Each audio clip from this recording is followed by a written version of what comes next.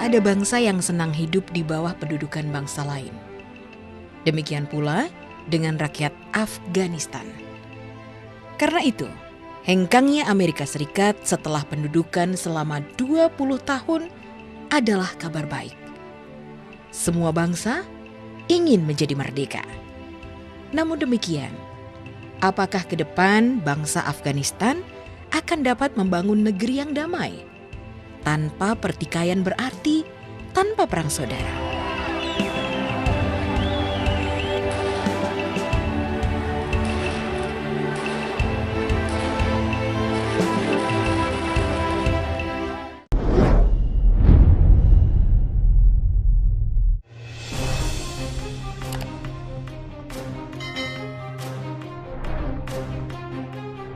Berbagai analisis yang ada cenderung pesimis pada masa depan Afghanistan dan ini wajar. Periode pertama kekuasaan Taliban punya catatan kelam sebagai rezim yang tidak humanis, banyak melakukan pelanggaran HAM. Atas nama menegakkan aturan syariat, terjadi banyak tindak kekerasan dan pemasungan kebebasan perempuan. Pesimisme ini masih ditambah dengan ketakutan bila kembalinya Taliban ini akan memicu euforia jaringan terorisme untuk aktif, serta maraknya paham-paham radikalis. Lalu adakah titik harapan kita untuk menatap kembalinya Taliban dengan lebih optimis? Pertama, menarik diamati mengapa Amerika menarik pasukannya setelah 2 dekade di Afghanistan. Presiden Joe Biden dengan tekanan Kongres mendesak personel militer Amerika Serikat ditarik sesegera mungkin dari Afghanistan. Mereka meyakini bahwa Afghanistan sudah cukup kuat untuk melindungi dirinya sendiri dari Taliban. Ternyata dalam sekejap, Afghanistan jatuh ke tangan Taliban dengan dikuasainya ibu kota Kabul akhir pekan kemarin. Jauh lebih cepat dari perkiraan banyak orang. Taliban mulai melancarkan serangan masif sejak Mei saat Amerika Serikat mengumumkan penarikan pasukan. Presiden Biden menyalahkan Trump dan Presiden Afghanistan Ashraf Ghani sebagai penyebab Taliban merajalela. Penarikan pasukan terpaksa dilakukan karena tersandung kesepakatan antara Trump dan Taliban. Dilansir New York Post, Biden pernah menghubungi Presiden Ghani di Gedung Putih pada Juni lalu. Biden menyarankan agar Ghani mengedepankan solusi politik dan diplomasi. Namun ditolak Ghani. Ghani bahkan akan mengerahkan tentara Afghanistan untuk melawan Taliban. Sikap anti perdamaian Ghani ini kemudian menyebabkan Biden tak ragu lagi untuk menarik mundur pasukan Amerika Serikat dari Afghanistan. Ada 2 hal menarik di sini. Pertama, nyaris tak ada perlawanan dari masyarakat Afghanistan terhadap Taliban, sehingga makin menguatkan dugaan tentang dukungan masyarakat Afghanistan pada Taliban sebagai kekecewaan pada pemerintahan Ashraf Ghani yang terkenal korup. Biden menyatakan bahwa pemerintah Amerika telah menghabiskan triliunan dolar di Afghanistan, sedang pemerintah Afghanistan tidak serius membangun bangsanya sendiri, menikmati hidup mewah, sementara tentara Amerika berjuang. Apa yang dikatakan Biden ini semakin terasa ironis saat dunia melihat Ashraf Ghani lari ke luar negeri untuk menyelamatkan diri. Dan konon sambil membawa truk penuh uang. Kedua, kita patut hormat pada keputusan Presiden Biden yang mengedepankan perdamaian. Terlepas dari kalkulasi yang dilakukan Amerika, keputusan Biden ini menjadi paradigma baru bagi politik luar negeri Amerika Serikat yang selama ini memposisikan diri sebagai polisi dunia. Negara adidaya ini tidak lagi bernafsu menaklukkan bangsa lain. Biden bahkan mengatakan bercokolnya di Afghanistan selama 20 tahun adalah kesalahan fatal 4 pendahulunya yang membuat Afghanistan menjadi lahan subur terorisme.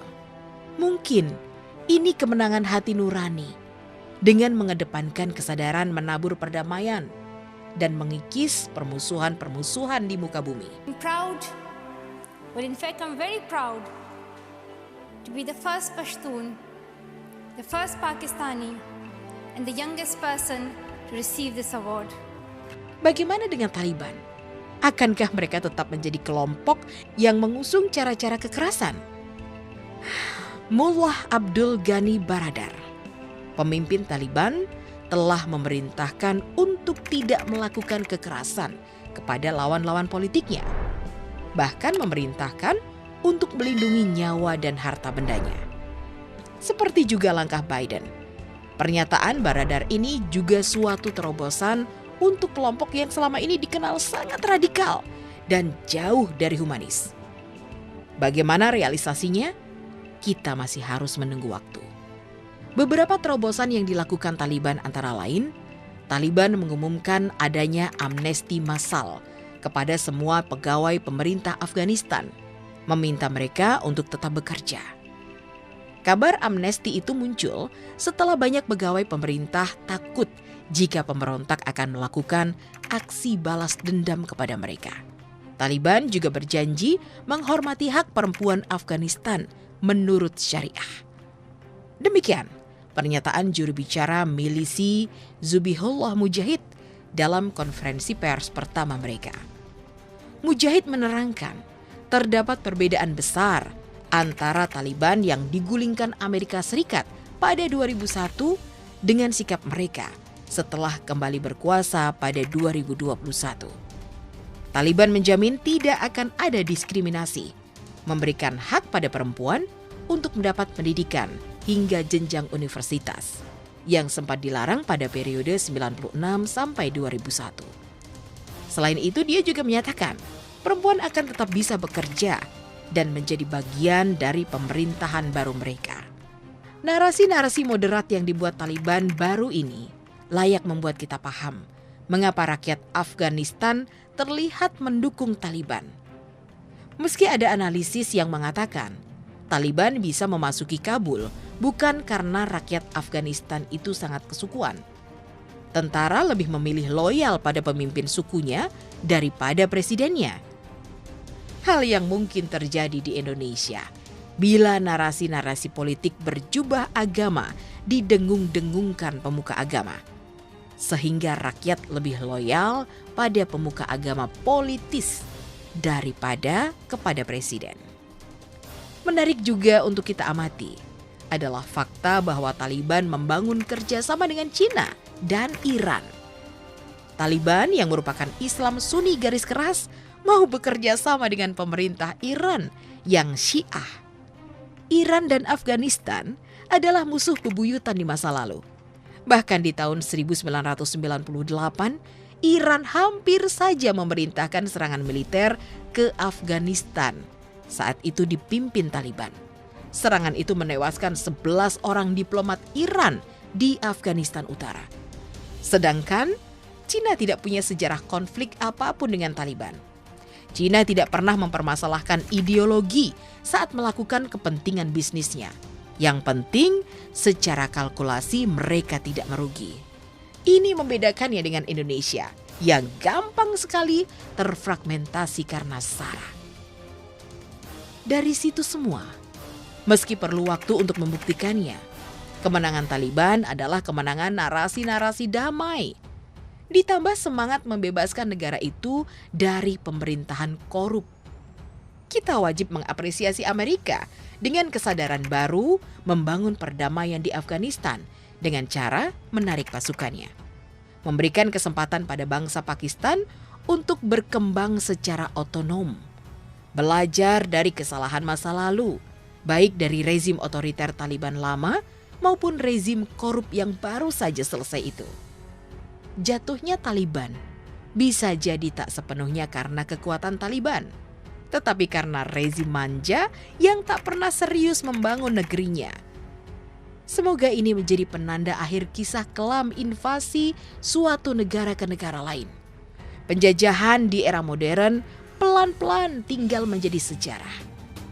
Kemenangan Taliban juga dapat menjadi pelajaran bagi Indonesia yang kini rakyatnya kerap terjebak masalah-masalah intoleransi. Taliban baru yang kini memegang tampuk pemerintahan telah banyak mereformasi pandangan-pandangannya. menjadi kelompok yang membuka dialog, makin kompromistis, meninggalkan cara-cara radikal, dan perlahan menuju inklusif.